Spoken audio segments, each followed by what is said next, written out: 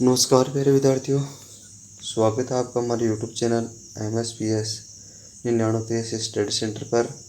और आज मैं आपके लिए जियोग्राफी का एक बहुत ही मोस्ट इम्पोर्टेंट पॉइंट है वो लेकर आया हूँ। भूगोल का एक बहुत ही महत्वपूर्ण चैप्टर जिसका नाम है सौरमंडल, सौर सिस्टम जिसको अपन बोलते हैं। तो कक्षा 11 भूगोल के लिए तो बहुत ज़्यादा मोस्ट इम्पोर्टेंट है। और इसके अलावा सभी जो भूगोल विषय है SST विषय के विद्यार्थी हैं उनके लिए क्लास अपनी महत्वपूर्ण होने वाली है। और वीडियो को शुरू करने से पहले आपसे एक रिक्वेस्ट कि यदि आपने हमारे चैनल को सब्सक्राइब नहीं करा तो चैनल को सब्सक्राइब कर दें, वीडियो को लाइक नहीं करा तो लाइक कर दें और देखने के बाद वीडियो को शेयर करना ना भूलें। तो अपन बिना समय गवाए शुरू करते हैं आज के वीडियो को। तो सबसे पहले हम देखते हैं सौरमंडल क्या है और उसके बाद अपन पढ़ेंगे सौरमंडल के जो सदस्य कौन कौन से हैं, कौन कौन से ग्रह और उन ग्रहों की विशेषताएं। तो शुरू करते हैं। सबसे पहले सौरमंडल क्या है। सौरमंडल में सूर्य और वह खगोलीय पिंड शामिल है। यानी कि जो सौरमंडल है वो खगोलीय पिंड का एक समूह है जो इस मंडल में एक दूसरे गुरुत्वाकर्षण बल द्वारा बंधे हैं। यानी कि सारे के सारे ग्रह हैं वो एक दूसरे के ग्रेविटी फोर्स के कारण या गुरुत्वाकर्षण बल के कारण एक दूसरे से जुड़े हुए हैं या अपनी निश्चित कक्षा के अंदर और चक्कर लगाते हैं। अब बात करें सौर परिवार के अंदर कौन कौन आता है। तो सौर परिवार का जो मुखिया है वो होता है सूर्य। सौर परिवार का मुखिया है वो होता है सूर्य। उसके बाद ग्रह, फिर आते हैं उपग्रह, उल्कापिंड, क्षुद्र ग्रह और धूमकेतु। तो ये हैं सौर परिवार के सदस्य। उसके बाद अपन बात करते हैं कि सूर्य क्या है। तो वह सूर्य को बहुत सारे बच्चे क्या करते हैं, ग्रह मान लेते हैं। तो सूर्य ग्रह नहीं, सूर्य एक तारा है। सौर परिवार इसके केंद्र के अंदर सूर्य क्या है, एक तारा है जो सौर परिवार के लिए ऊर्जा और प्रकाश का स्रोत है। और संपूर्ण ब्रह्मांड के अंदर जो ऊर्जा का स्रोत है वो क्या है, सूर्य है। अपन बात करें पृथ्वी से इसकी दूरी की, तो पृथ्वी से इसकी दूरी 149 लाख किलोमीटर है। पृथ्वी की सूर्य से दूरी है 149 लाख किलोमीटर। और बात करें इसके प्रकाश की, तो सूर्य के प्रकाश को पृथ्वी पर आने में 8 मिनट और 18 सेकंड का समय लगता है। यानी कि सूर्य का प्रकाश है वो पृथ्वी तक आने में 8 मिनट 18 सेकंड का समय लगाता है। लगभग 8.25 मिनट का समय इसको लगता है। उसके बाद आगे अपन देखते हैं, सूर्य से दिखाई देने वाली सतह को प्रकाश मंडल कहते हैं। और सूर्य की सतह जो दिखाई देती है चमकदार, उसको कहा जाता है प्रकाश मंडल। सूर्य की बाहरी सतह जो चमकती है उसको प्रकाश मंडल कहा जाता है। और सूर्य की सतह का तापमान 6000 डिग्री सेल्सियस होता है। सूर्य इतना ज़्यादा गर्म है कि इसकी सतह का जो टेम्परेचर है वो है 6000 डिग्री सेल्सियस। इसकी आकर्षण शक्ति पृथ्वी से 28 गुना ज़्यादा है। और पृथ्वी का गुरुत्वाकर्षण बल किसी वस्तु को अपनी ओर आकर्षित करता है तो उससे 28 गुना ज़्यादा सूर्य की जो आकर्षण शक्ति होती है और प्रत्येक वस्तु को अपनी ओर आकर्षित करता है। उसके बाद आता है परिमंडल। परिमंडल किसे कहते हैं, तो सूर्य ग्रहण के समय दिखाई देने वाली जो ऊपरी सतह होती है उसे अपन परिमंडल या सूर्य मुकुट कहते हैं। जब सूर्य ग्रहण होता है उसका छोटा भाग या कुछ ही अंश अपने को दिखाई देता है तो उसको परिमंडल या सौर मुकुट कहा जाता है जी। उसके बाद अपन देखते हैं किस प्रकार से ये जो ग्रह है एक दूसरे के क्रम में व्यवस्थित हैं। तो सूर्य के पास का सबसे पहला जो ग्रह है वो है बुध। सूर्य के पास का सबसे पहला जो ग्रह है वो है बुध। उसके बाद आता है शुक्र। 2 नंबर का जो ग्रह है वो है शुक्र। और नंबर 3 पर आता है अपना ग्रह जिस पर अपन निवास करते हैं, पृथ्वी। और नंबर 4 पर आता है मंगल। नंबर 4 की अपन बात करें तो नंबर 4 पर आता है मंगल ग्रह। और उसके बाद अपने सौरमंडल का सबसे बड़ा जो ग्रह है वो है बृहस्पति। तो नंबर 5 पर आता है बृहस्पति। उसके बाद नंबर 6 पर आता है शनि। नंबर 6 है उस पर आता है शनि। और शनि ग्रह को बल्ले वाला ग्रह भी कहा जाता है। शनि ग्रह उसके चारों ओर एक छल्लों का घेरा है तो इसको बल्ले वाला ग्रह भी कहा जाता है। और सौरमंडल का सबसे बड़ा ग्रह है अपना बृहस्पति आकार के हिसाब से। लेकिन जो बृहस्पति ग्रह है वो गैसों से बना होने के कारण घनत्व के अंदर बहुत हल्का है। ये इसका भार है वो अन्य ग्रहों की अपेक्षा कम है।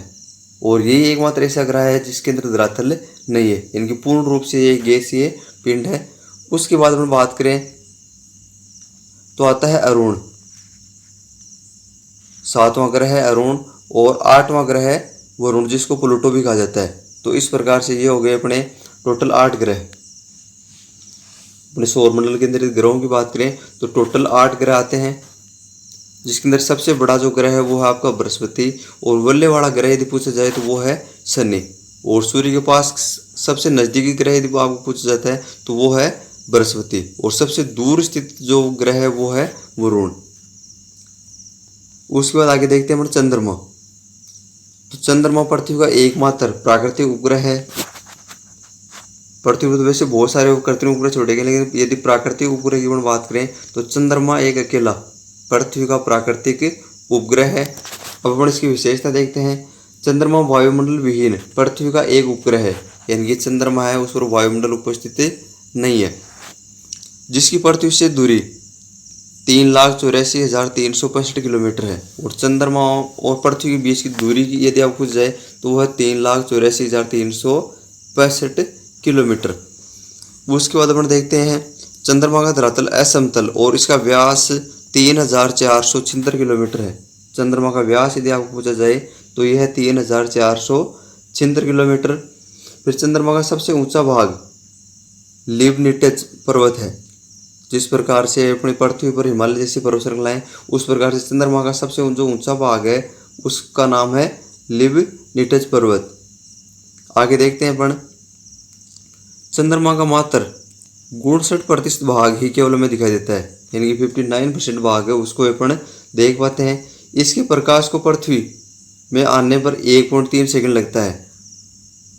चंद्रमा का जो प्रकाश है उसको पृथ्वी तक पहुंचने में 1.3 सेकंड का समय लगता है। और इसी के साथ एक बात आप और ध्यान रखें, चंद्रमा के पास खुद का प्रकाश नहीं होता है, ये सूर्य के प्रकाश से चमकता है। सूर्य के प्रकाश को रिफ्लेक्ट करता है और इसी रिफ्लेक्ट के फलस्वरूप ये चमकता हुआ अपने को दिखाई देता है। फिर चंद्रमा द्वारा पृथ्वी के चारों ओर घूमने में लगा समय परिभ्रमण काल कहलाता है, यानी कि कोई ग्रह है तो वो चारों ओर चक्कर लगाता है, उसको बोलते हैं परिभ्रमण काल। अपने अक्ष पर घूमने को कहते हैं परिक्रमण काल, और उसके चारों ओर चक्कर लगाने को बोलते हैं परिभ्रमण काल। तो चंद्रमा का परिभ्रमण काल है वो है 27 घंटा 7 मिनट और 43 सेकंड, यानी कि चंद्रमा है उसको पृथ्वी का एक चक्कर लगाने में 27 घंटा 7 मिनट और 43 सेकंड का समय लगता है, जो आपके लिए बहुत ही ज़्यादा मोस्ट इम्पोर्टेंट इन्फॉर्मेशन है, तो इनको आप नोट कर लें साथ साथ। उसके बाद आगे अपन देखते हैं पृथ्वी जिस पर अपन रहते हैं, एकमात्र ऐसा ग्रह है जिस पर जीवन यापन संभव है, और जल हो यहाँ पर तीनों अवस्थाओं में पाया जाता है, ठोस, द्रव और गैस। ठोस रूप में बर्फ, द्रव रूप में पानी और गैसीय अवस्था में भाप। तो तीनों रूपों में यहाँ पर द्रव उपस्थित है, और यहाँ पर जलमंडल, स्थलमंडल और वायुमंडल जैसी मूलभूत व्यवस्थाएं होने के कारण इस पर जीवन संभव है। तो सौरमंडल का एकमात्र जीवन युक्त ग्रह पृथ्वी है। सौरमंडल के अंदर जो 8 ग्रह हैं तो 8 में से पृथ्वी एक मात्र ऐसा ग्रह है जिस पर जीवन संभव है या जीवन वर्तमान में है। अपने अक्ष पर पश्चिम से पूर्व में भ्रमण करता है, और पृथ्वी की घूर्णन गति आपको पूछ जाए तो पश्चिम से पूर्व दिशा में रोटेट करती है। पृथ्वी है वो पश्चिम से पूर्व दिशा की तरफ रोटेट करती है, घूमती है, इस बात का आप ध्यान रखें। अब बात करते हैं पृथ्वी की उत्पत्ति की। तो पृथ्वी की उत्पत्ति लगभग 4.6 अरब वर्ष पूर्व हुई थी। पृथ्वी की उत्पत्ति 4.6 अरब वर्ष पहले, जिसका 70.8% भाग जलीय और 29.2% भाग स्थलीय है। और पृथ्वी पर विशाल जलराशि महासागरों के रूप में जो पृथ्वी के 70.8% यानी कि 71% भाग को लगभग ढके हुए हैं, इस बात का आप ध्यान रखें। और स्थल भाग की बात करें तो लगभग 29.2 या 29% भाग पर क्या है, स्थल है, और 71% भाग पर जल है। लेकिन इनमें से जो पीने योग्य जल का प्रतिशत है वो केवल 2 या 3%, मात्र 3% जल है वो मीठा जल है, पीने योग्य है। बाकी 97% जल है वो लवणीय होने के कारण, खारा होने के कारण पीने योग्य नहीं है। उसके बाद अपन देखते हैं पृथ्वी का व्यास। तो पृथ्वी का भूमध्य रेखीय व्यास 12,756 किलोमीटर और ध्रुवीय व्यास 12,714 किलोमीटर है। भूमध्य रेखा पर पृथ्वी की चौड़ाई ज़्यादा है। पृथ्वी आकृति गोलाकार न होकर अंडाकार शेप में है, इस कारण भूमध्य रेखा का जो व्यास है वो ज़्यादा है 12,756 और ध्रुवीय व्यास यानी ध्रुव से सक्रिय होने के कारण इसका व्यास है 12,714 किलोमीटर। उसके बाद पृथ्वी सूर्य की परिक्रमा 365 दिन 5 घंटा और 48 मिनट में, यानी कि पृथ्वी है सूर्य की परिक्रमा करने के अंदर 365 दिन 5 घंटा और 8 मिनट का समय लेती है और अपने अक्ष पर भ्रमण करने में 23 घंटा 56 मिनट और 4 सेकंड का समय लेती है। तो ये जो परिक्रमण काल है इसको अपने 1 वर्ष के लिए नियत करते हैं, 1 वर्ष के लिए। और जो परिभ्रमण काल है इसको अपन 1 दिन और रात के रूप में व्यक्त करते हैं, यानी कि 24 घंटे के दिन और रात, 12 घंटे का समय दिन और 12 घंटे का समय रात होता है। फिर आगे है पृथ्वी सौर परिवार का 5वां सबसे बड़ा ग्रह और सूर्य की दूरी के क्रम में तीसरा ग्रह है। यदि आकार के हिसाब से आपको पूछा जाए तो पृथ्वी का स्थान 5वां है और यदि दूरी के आधार पर पूछा जाए तो तीसरा नंबर पृथ्वी का आता है। उसके बाद आगे अपन देखते हैं अंतरिक्ष से नीला दिखाई देने के कारण इसको नीला ग्रह भी कहा जाता है, यानी कि बहुत ज़्यादा मात्रा में या 71% भूभाग पर जल होने के कारण अंतरिक्ष से देखने पर पृथ्वी नीली दिखाई देती है और इस कारण इसको नीला ग्रह भी कहा जाता है। और पृथ्वी का एकमात्र उपग्रह है वो है चंद्रमा, पृथ्वी का एकमात्र उपग्रह चंद्रमा है। उसके बाद अगला ग्रह आता है बुध। सूर्य का सबसे निकट स्थित और सबसे छोटा ग्रह बुध है। आकार के हिसाब से देखा जाए तो सबसे छोटा और सूर्य के सबसे नजदीकी जो ग्रह है वो है बुध, मरकरी। लोहे और जस्ते से निर्मित यह ग्रह सूर्य की परिक्रमा 88 दिन में लगाता है और इसका जो परिक्रमण काल है या परिक्रमा में इसको कुल 88 दिन का समय लगता है। बुध का कोई वायुमंडल नहीं है, बुध के अंदर किसी भी प्रकार का वायुमंडल नहीं है और बुध का कोई भी उपग्रह नहीं है। उसके बाद अगला आता है शुक्र, वेनस। सौरमंडल का सबसे चमकीला और पृथ्वी का निकटतम ग्रह है। सौरमंडल का सबसे चमकीला ग्रह यदि आपको पूछा जाता है तो वो है आपका शुक्र और पृथ्वी का सबसे निकटतम ग्रह भी शुक्र है। सूर्य की परिक्रमा 224 दिन में करता है। शुक्र है 224 दिन के अंदर सूर्य की परिक्रमा कर लेता है। इसका आकार और भार पृथ्वी के समान होने के कारण इसको पृथ्वी की बहन भी कहा जाता है। भाई पृथ्वी के पास का ग्रह होने के कारण और आकार और भार के अंदर पृथ्वी के समान होने के कारण इसको पृथ्वी की बहन भी कहा जाता है। पूछा जाता है कि किस ग्रह को पृथ्वी की बहन कहा जाता है तो शुक्र ग्रह को पृथ्वी की बहन कहा जाता है। और चमकदार होने के कारण इसे भोर का तारा और सांझ का तारा भी कहते हैं। चमकीला होने के कारण और सुबह और शाम के समय दिखाई देने के कारण इसको भोर का तारा और सांझ का तारा भी कहा जाता है। अगला है शुक्र के वायुमंडल में सर्वाधिक कार्बन डाइऑक्साइड की मात्रा पाई जाती है, यानी कि शुक्र का वायुमंडल है वहाँ पर सर्वाधिक मात्रा में CO2 गैस पाई जाती है, CO2। उसके बाद अगला ग्रह आता है अपना मंगल, मार्स। आयरन ऑक्साइड की अधिकता के कारण इसे लाल ग्रह भी कहा जाता है, यानी कि आयरन ऑक्साइड की अधिकता होने के कारण ये लाल रंग का दिखाई देता है और इस कारण इसे लाल ग्रह भी कहा जाता है। मंगल ग्रह में फोबोस और डिमोस नामक 2 उपग्रह हैं। मंगल ग्रह के 2 उपग्रह हैं, एक का नाम है फोबोस और दूसरे का है डिमोस। उसके बाद पृथ्वी के बाद मंगल में जीवन की संभावना देखी जाती है क्योंकि यहाँ वायुमंडल है और ये एकमात्र ऐसा ग्रह है जहाँ पर पृथ्वी के अलावा वायुमंडल विद्यमान है और पृथ्वी के समान 2 ध्रुव पाए जाते हैं। और जिस प्रकार से पृथ्वी का नॉर्थ पोल और साउथ पोल, उत्तरी ध्रुव और दक्षिण ध्रुव है, इस प्रकार से यहाँ पर भी 2 ध्रुव पाए गए हैं। आगे देखते हैं निक्स ओलंपिया मंगल ग्रह का सबसे ऊंचा पर्वत है। निक्स ओलंपिया है वो मंगल ग्रह का सबसे ऊंचा पर्वत है, इस बात का आप ध्यान रखें। उसके बाद अगला आता है बृहस्पति, जिसको अपन बोलते हैं जुपिटर। सौरमंडल का सबसे बड़ा ग्रह जिसका रंग पीला है। सौरमंडल का सबसे बड़ा ग्रह यदि आपको पूछा जाए तो वो है आपका जुपिटर, बृहस्पति, और इसका रंग आपको पूछा जाए तो ये है पीला। इसमें सर्वाधिक हाइड्रोजन पाया जाता है और यहाँ पर अपन गैस की बात करें तो ये सर्वाधिक मात्रा में हाइड्रोजन है यहाँ पर पाई जाती है।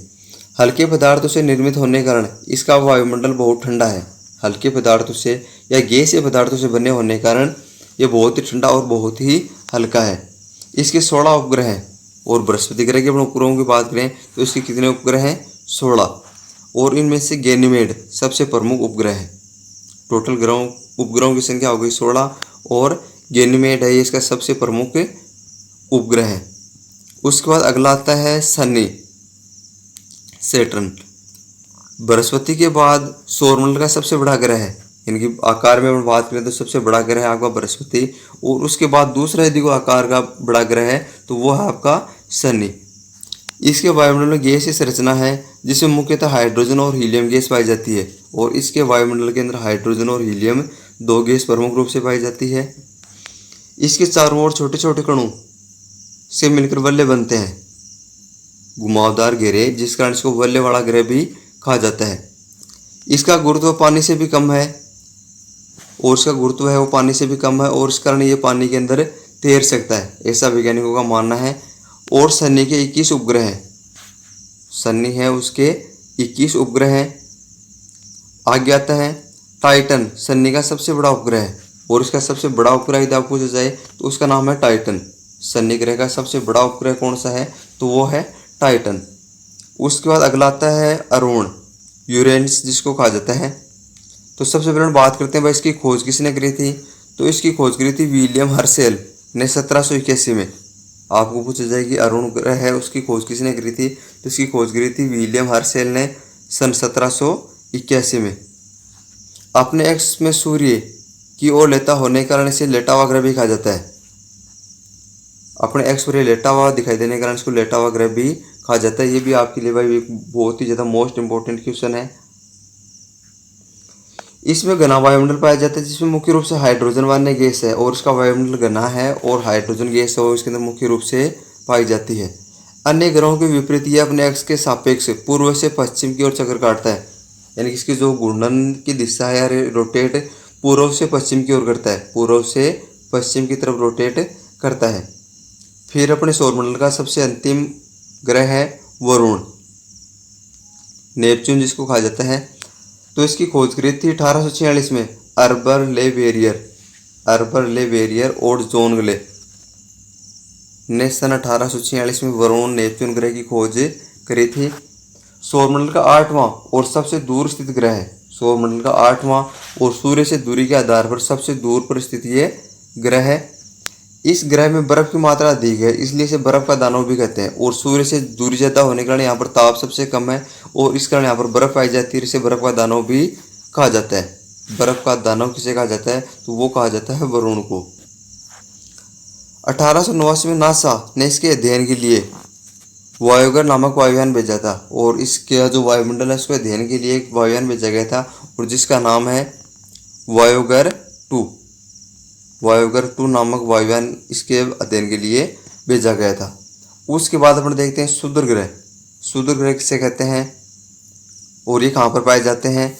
तो ये अपेक्षाकृत छोटे आकार के पिंड होते हैं जो मंगल और बृहस्पति ग्रहों के बीच कहाँ पर पाए जाते हैं, मंगल और बृहस्पति ग्रह के बीच की जो कक्षा है उनके बीच में पाए जाते हैं। अनगिनत सूक्ष्म पिंडों को क्षुद्र ग्रह या अवतार ग्रह भी कहा जाता है। यानी छोटे छोटे पिंड जो मंगल और बृहस्पति के बीच की कक्षा में पाए जाते हैं उनको क्षुद्र या अवतार ग्रह भी कहा जाता है, अवान्तर ग्रह। उसके बाद अगला आता है उल्का पिंड। भाई उल्का पिंड किसे कहते हैं तो ये भी छोटे आकार के पिंड है, क्षुद्र ग्रह के आकार के। ये धूल और गैस के पिंड होते हैं। उल्का पिंड क्या है, ये धूल और गैस से बने हुए पिंड है जो पृथ्वी के निकट से गुजरने पर पृथ्वी के गुरुत्वाकर्षण से आकर्षित होकर गतिमान हो जाते हैं, और कई बार पृथ्वी के वायुमंडल के अंदर प्रवेश कर जाते हैं। और क्या होते हैं, वायु के घर्षण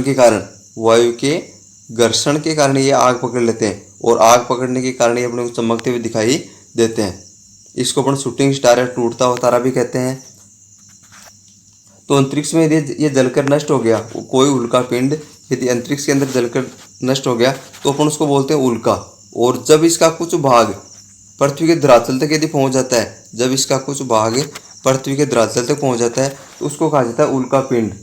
और जब बहुत ज़्यादा मात्रा में उल्काएं अंतरिक्ष से गिरने लगती है तो उसको कहा जाता है उल्का वृष्टि या उल्काओं की वर्षा भी इसको कहा जाता है।